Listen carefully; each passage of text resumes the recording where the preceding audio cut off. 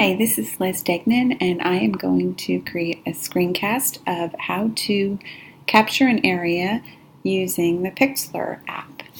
So I have the Pixlr app open, pixlr.com, and I am going to open the editor,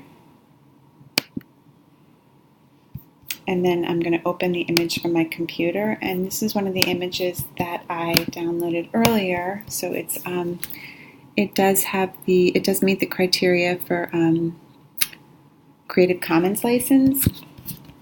And so this is the image. I was working on Makerspaces. So I'm going to capture the area right here. The light bulb with the technology, because I think it's reflective of Makerspaces and creating and coming up with new constructs and new ideas and using technology or different things to do that. So that is my screencast on using Pixlr to select an image and capture an area of that image.